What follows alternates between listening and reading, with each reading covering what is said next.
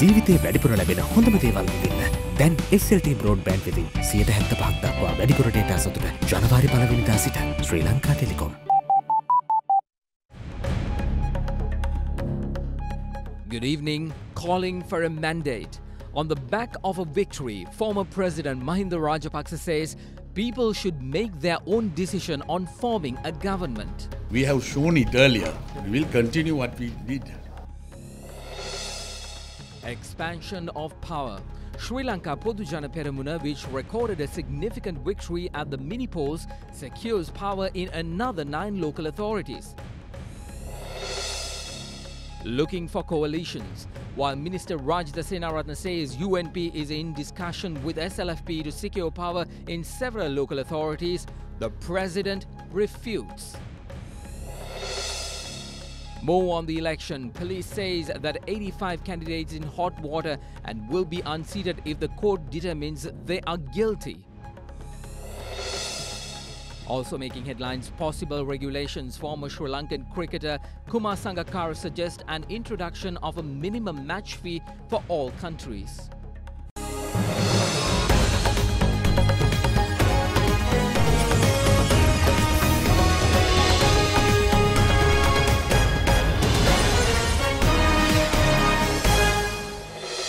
A very good evening and welcome to First at 9 everyone. I'm Mahesh Johnny. Let's begin tonight with our lead story. The 2018 local government election, which concluded with a surprising note yesterday, paved the way for the Sri Lanka Podujana Peramuna to secure 231 of the 340 local government bodies in the country.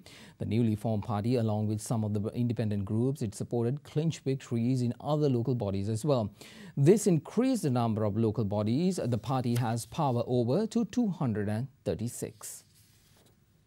The final results of the Local Authorities Election 2018 confirms that Sri Lanka Podujana Peramuna was able to secure victories in 231 of the 340 local bodies. The independent groups that gained the support of Sri Lanka Podujana Peramuna also clinched victories in Maharagama Urban Council, Mahayangane Pradesha Sabha, Bandarawala Urban Council and Berwala Urban Council. Meanwhile, Exat Lanka Mahasabha Party, which has Sri Lanka Podujana Peramuna's support, led the win in Tirappane Pradesha Sabha. This increases the number of local bodies to 236, which the SLPP can establish their strongholds in. Meanwhile, Ilanke Tamil Arasa Katchi came in second to hold the most power by securing wins in 41 local bodies. UNP secured wins in only 34 local bodies in the Local Authorities Election 2018. SLFP clinched 7 local bodies while UPFA clinched 2, securing only 9 local bodies for UPFA led by the SLFP. Ceylon Workers Congress meanwhile secured 5 local bodies during the election. Sri Lanka Muslim Congress secured the win in 4 local bodies. The rest of the 11 local bodies were distributed among 8 political parties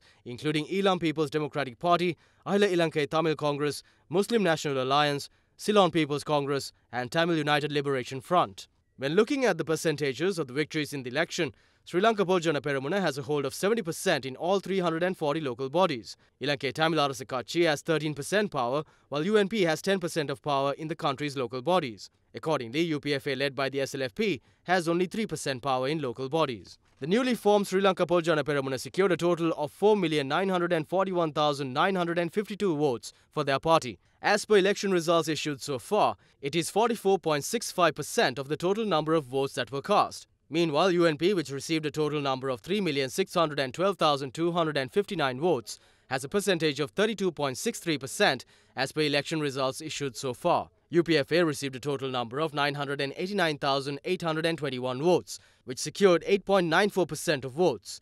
SLFP, meanwhile, received a total number of 491,835 votes. As of now, that amounts to 4.44% of the votes cast. JVP secured a total number of 693,875 votes. That's a percentage of 6.27% of the total votes cast. Meanwhile, Ilanke Tamil Arasa Katchi, which received a total number of 339,675, has a percentage of 3% of the total votes cast.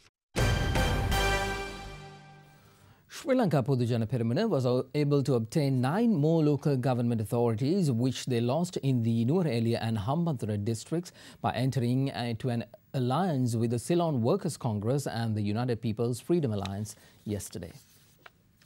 According to the local authority election results, Sri Lanka Podu Jana Perumuna was able to gain a majority in the Talawakale Lindula Urban Council, Hanguranketa Pradeshiya Sabha and Valapani Pradeshiya Sabha. However, Ceylon Workers' Congress led by Arumugam Thundaman pledged their support to the Sri Lanka Podu Jana Perumuna yesterday. This led to majority of local authorities in the Nuwara district to come under the stronghold of the Sri Lanka Podu Jana Perumuna Ceylon Workers' Congress alliance. Thereby, the United National Party, which held the majority numbers of members in the Nuwara district at 4 local authorities, is now left with only 1. The Nuwara Pradeshiya Sabha comprised of 9 UMP members, 7 CWC members and 5 SLPP members. However, with the alliance, the Pradeshiya Sabha will have a combined total of 12 members, leading to a majority. The UMP also lost its 20-member majority in the Kotmale Pradeshiya Sabha, as the CWC SLPP alliance will now have a combined total of 29 members. The United Party also lost the majority in the Hatton Dikoy Urban Council with its 7 members. The Urban Council will now comprise of a total of 12 members, with the alliance led by the SLPP. However, the UMP will still keep its majority in the Nuwara Municipal Council with its 13 members, while the CWC SLPP alliance will be represented with 8 members. Meanwhile, 11 out of 12 local authorities in the Hambantota district were secured by the Sri Lanka Podu Jana Perumuna, with the United National Party holding a majority in the Hambantota Municipal Council. However, following an agreement between the United People's Freedom Alliance and the Sri Lanka Podu Jana Perumuna, they were able to gain a majority at the Hambantota Municipal Council, with 11 members, leaving the UMP being represented by only 9 members. The United National Party's Deputy Leader Sajith Premadasa says that there is no requirement whatsoever to step down from the national government concept. The UNP Deputy Leader made these remarks while addressing the media after participating at a meeting at Temple Trees called upon by UNP Leader Prime Minister Ranil Wickremesinghe this evening. These views were expressed in a backdrop where Deputy Ministers representing the party are demanding that Prime Minister resigns from the leadership of the UNP. If we look at all the calculations, we can see that we got more votes than what our rivals received. If there are any major elections in the future, we will be able to secure a win on the percentage basis. But the public has given a message and we will accept that humbly to move forward in a strong manner. We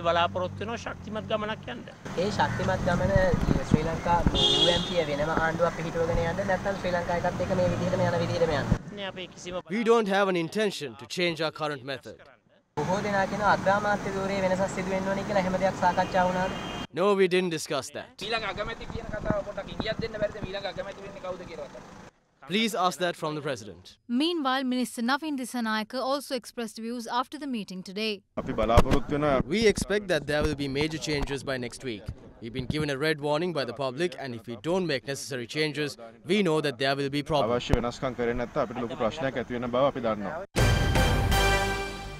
Meanwhile, issuing a statement, Minister of Finance and Mass Media Mangala Sambaravira states that considering the message given by the public during the election, the United National Party is committed to take drastic measures to fulfill the promises given back in 2015.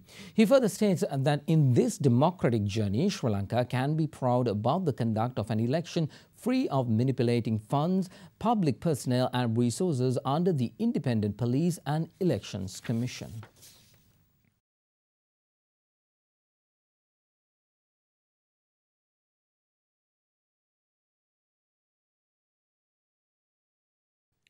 In other stories we have for you tonight, former President Mahinda Rajapaksa states that he does not intend to form a coalition with the United People's Freedom Alliance. The former president is adamant that people should be given the opportunity to decide by calling for a general election. He made this statement participating at a media briefing held in Baltramulla today.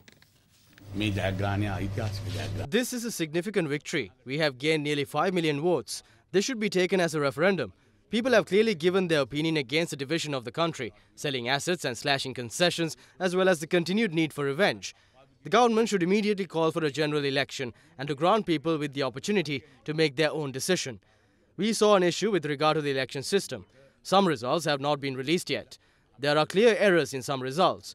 Ones who couldn't even win a ward have more members elected. The best thing to do in order to change the instability of the country is to call for a general election. A new government should be established through an election. After all, both their parties have been rejected.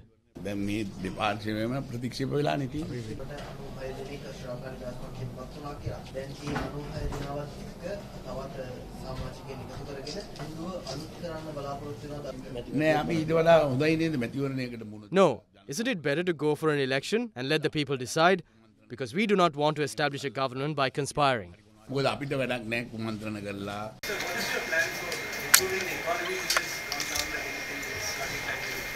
Yeah. Give us the power first. Then we will show you. We have shown it earlier. Now we can show it again. We will continue what we did. Well, celebrations were organized by several parties that was held across the country today as well. Meanwhile, representatives from several parties expressed their views on a local authorities election.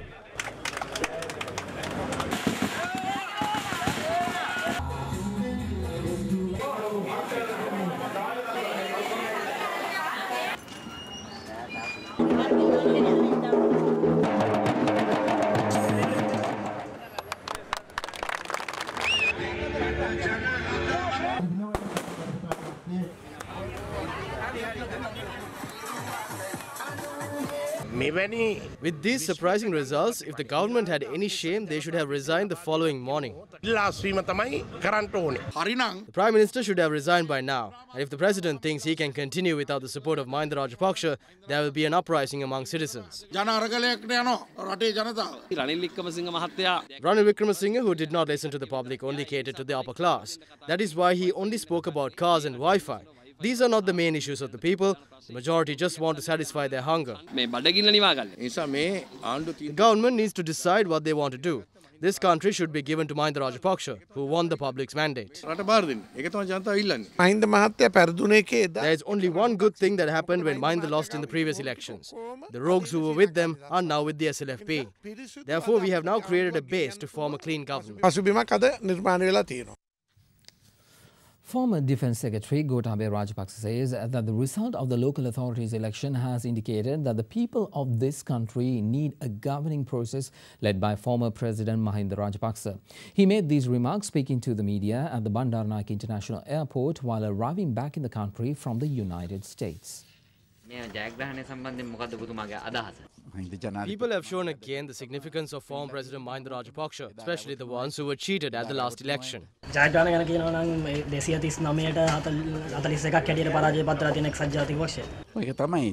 That is reality. People were cheated by false propaganda campaigns and everything the former president did was hidden. The ones who were led astray 3 years ago have now understood the reality of the situation that persists today. That's why now they are indicating that the country needs a governance led by Mahinda Rajapaksa. No, not yet.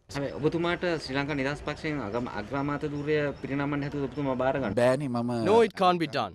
I'm an American citizen. Therefore, I can't accept it. And do I really need to be the Prime Minister for a regime like this? That is a habit found in individuals with ulterior motives. Nothing is there. The Commission has not realized what avant-garde is. There are no allegations against me in the Commission report. Show me if there is any allegations leveled at me. But they still say I am responsible. What I felt was that even the commissioners have not understood what I did. The operation in which I brought the foreign exchange to the country, it provided employment opportunities. Everything was ruined by these people. That's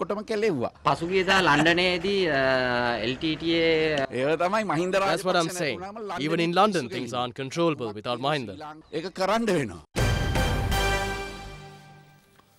Minister of Health Dr. Rajitha Senaratne says that he was informed by both the President and the Prime Minister about an agreement between the two parties to gain the powers of local government bodies which they had lost during this election.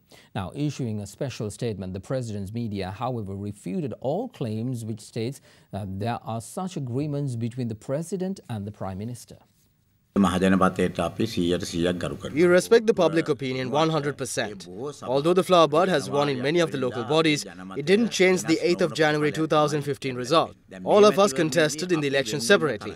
Mahinda Rajapaksa received 45% of the votes. Our votes are separately distributed, but it stands at 54%, which means even in the upcoming presidential election, Mahinda Rajapaksa will only have his 45%. We still hold the power to appoint the president. Meanwhile, former President Rajapaksa's votes have decreased from 47 to 45%. We should focus on living costs and also about providing relief such as fertilizer to the public. We should also punish all fraudsters from the previous government, which hasn't happened yet. This election result is not a negative one, but an eye-opener. We will take it positively to work on in the upcoming couple of years. According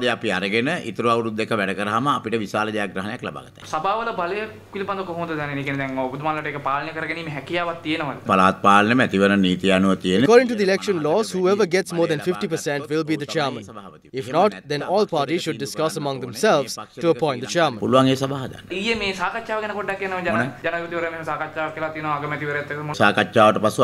The Prime Minister spoke to me after the discussion and said that they had spoken about how the two parties should work together to move forward. They had also discussed about making radical changes as well as to how to gain power in local bodies. The President also spoke to me and I helped him with sorting out an issue with the local body.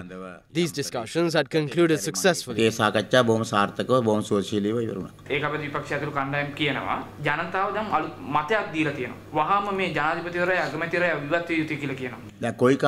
has a president or prime minister had to resign because of a local authorities election? Majority of the public is with us and not with Mahinda Rajapaksa. However, issuing a special statement today, the President's media refuted all reports which say the President nor the Prime Minister have come to an agreement on further actions to be taken in the post-election period.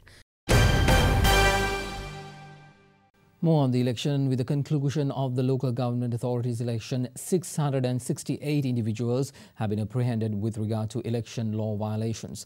Convening a media briefing, police media spokesperson, Superintendent of Police Ron Gunasekara stated that if a candidate among the arrestee has won a seat, he or she will be unseated if found guilty in court. An unidentified group have attacked several residents in Kurulugala, Deniaya on the night of the election. 4 individuals who sustained injuries have been admitted to the Deniaya base hospital. House of the SLP organizer of Nawalapita Derana Singh has been attacked by several individuals. Both sons of the organizer have sustained injuries and was admitted to the Gampola Teaching Hospital. A group of people who entered a house in the area of Malawana in Hikkadu had attempted to assault the owner of the house with a sharp weapon at around 7:45 last night. The owner of the house, however, had escaped. Meanwhile, 3 persons in Akurugada located in Tissamaharama have sustained injuries last night after being attacked with a sharp object by an unidentified group. Former Mayor of Dikoya, Alagamottu Nandakumara, blocked the road and behaved aggressively when parliamentarians Armugan Thondaman and C.B. Ratnayaka arrived in Aryagama area in Hatton. Meanwhile, police media spokesperson, Superintendent of Police Ron Gunasekara, convened a media briefing regarding election law violations. During the election period, 668 individuals have been apprehended with regard to election law violations. 85 of them are candidates. If any of those candidates has won a award, and if he or she is found guilty in court, they will be unseated.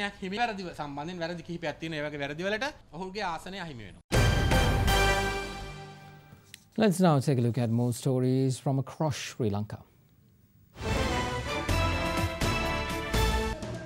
The protest, which was staged by Deputy Minister Paltha Thevara Peruma last Friday, continues for the 4th day today in front of the Bulat Sinhala police station. The protest was staged due to no action being taken by the Bulat Sinhala police after an SLFP candidate allegedly threatened a UNP candidate. The court granted permission to the CID today to obtain more statements from the owner of Perpetual Treasuries Arjuna Aloysius and his Chief Executive Officer Kasun Palisena, who are currently in remand with regard to the bond scam. Accordingly, Fort Magistrate Lanka Jayaratna issued a written order to the warden of Alicata Prison stating that the CID has been granted permission to record statements from the 2 individuals from inside Alicata Prison on the 13th, 14th and 15th. Former DIG Vas Gunawardena was sentenced to 5 years rigorous imprisonment by the Colombo High Court today after being found guilty of threatening then Assistant Superintendent of Police Shani Abesekara. Abesekara had been threatened during ongoing investigations into the murder of businessman Mohammed Shyam in 2013. Vas Gunawardena was arrested in June of 2013 over the murder of the businessman. You are watching Sri Lanka's premier news channel, Derana 24/7.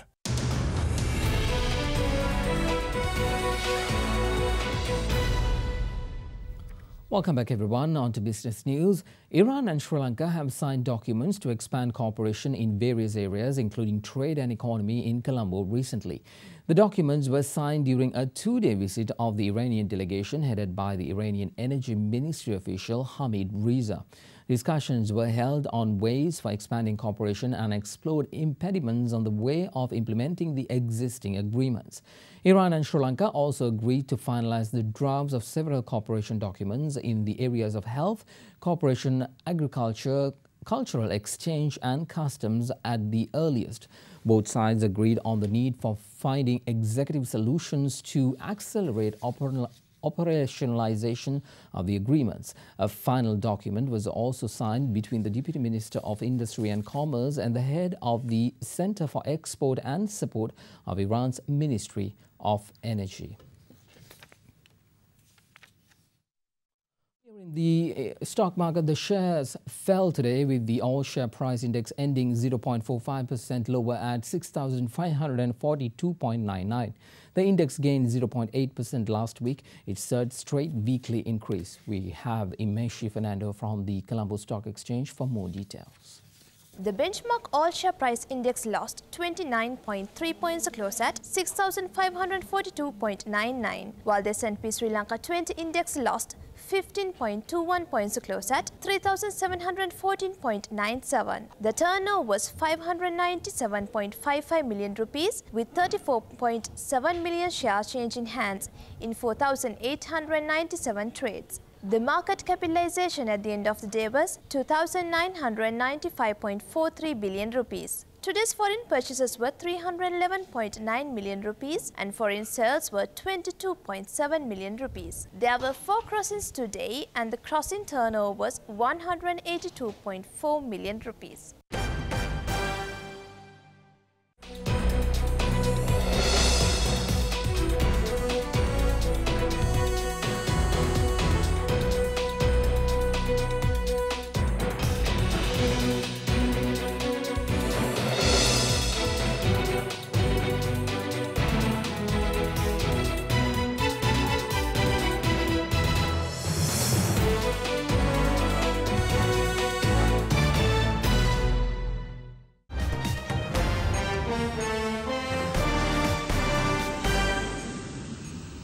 Let's move on to international news now. Russian investigators are searching snow-covered fields near Moscow for clues as to why a passenger plane crashed. All 71 passengers and crew were killed when the Saratov Airlines jet went down minutes after taking off from a Russian airport last afternoon. Officials say that they are considering weather conditions, human error and technical failure as possibilities. A Russian passenger plane crashed near Moscow soon after takeoff yesterday, killing all 71 people on board, and investigators said they were looking at all possible causes. Temperatures were around -5 degrees Celsius with periodic snowfall when the short-haul AN-148, operated by Saratov Airlines, took off for the city of Osk in Orenburg region, about 900 miles southeast of the capital. Deputy Healthcare Minister Sergei Krevoy said the family members of victims would receive psychological support and added that the work to prepare the identification of the passengers was in progress. A CCTV camera showed a large explosion in the distance. The plane, manufactured in 2010, had been carrying 65 passengers and 6 crew members. Let's now take a look at some other stories from across the world.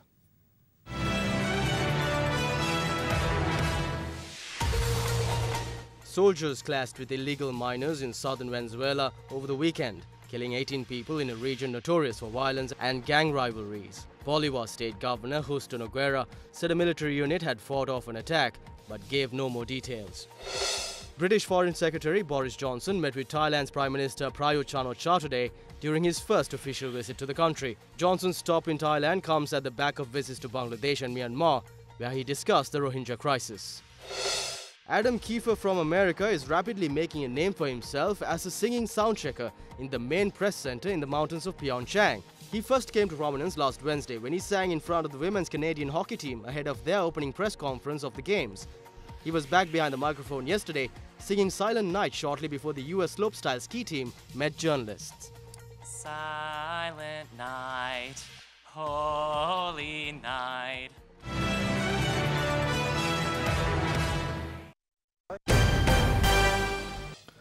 let's move on to sports news now. Kandy Sports Club claimed the championship of the 2018 Rugby League, overpowering Havelock Sports Club. The match was especially significant as it was the farewell match of one of Asia's best in the game, Fazil Marija. Gaining momentum from the unbeaten winning streak in the league, Kandy didn't take too long to open the scoreboard with a try. They went on to score 22 points in the first half and successfully prevented Havelock from scoring as well. Kandy's 22 points came from 3 tries, 3 conversions and a penalty. In the second half, Kandy scored 8 more points and extended their total to 30 points. The match saw a stellar comeback by the Havelock Sports Club as they scored 28 points through 4 tries and 4 conversions, as Kandy was 2 points ahead of Havelocks. The victory was significant due to their unbeaten record throughout the league and a fabulous send-off to the legend Fazil Marija. Former Sri Lankan cricketer Kumar Sangakkara says Test cricket should introduce a minimum match fee for all countries. He says this could stop young players from ditching the longer format of the game in order to earn more from T20 leagues. Sri Lankan veteran Kumar Sangakkara has called for Test cricket to introduce a minimum match fee for all countries to stop young players ditching the long form for lucrative 2020 leagues. The 40-year-old praised the shorter format for spreading the game's popularity to new markets, but warned that without change, Test cricket could face a battle to remain relevant for young players and fans. Meanwhile, Sri Lanka's high-performance manager Simon Willis has handed in his resignation to Sri Lanka cricket less than 2 years into a 3-year contract. SLC hopes to bring in Willis's replacement at least 2 months prior to the end of his term, so as to ensure a smooth transition. Now, a second attempt to get the alpine skiing underway at the Pyeongchang Olympics failed today when the women's giant slalom was postponed and the start of the women's snowboard slopestyle was delayed because of high winds, adding to the scheduling woes of race organizers.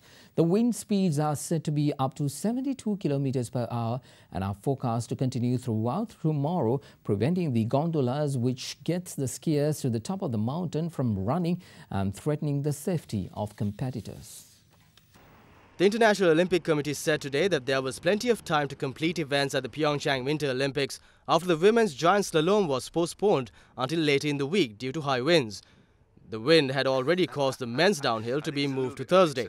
However, speaking at a press conference, Games organizers said that there was no need to worry about events not being able to be completed because of the weather, as contingency plans are already in place.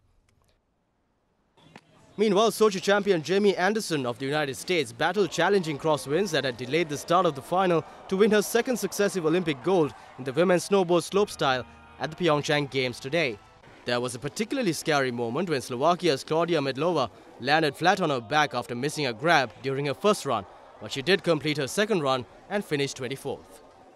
You are watching Sri Lanka's award-winning news channel, Derana 24/7. Well, Katharina Chang is at the Other Derana Weather Centre with your Forecast First evening edition.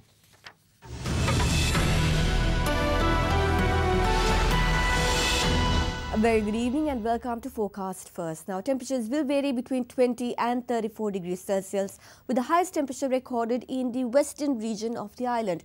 Low precipitation is to be expected in most regions of the island. However, some thunder showers can be expected in the areas of Mannar, Jaffna as well as in the Trincomalee areas. Moving downwards, some favourable weather conditions are to be expected in the cities of Kandy and Colombo, with wet weather expected in Galle and Matara. That is it from your weather centre tonight. It's now time to take a look at your city-by-city forecast.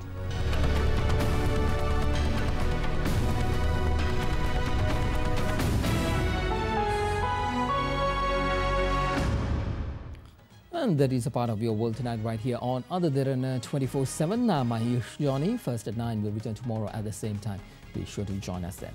And before we wrap things up for tonight, we would like to take you across these iconic locations to remind ourselves of the proud, historic of this nation that we hope for a brighter future. Thank you very much for joining us. Have a good night.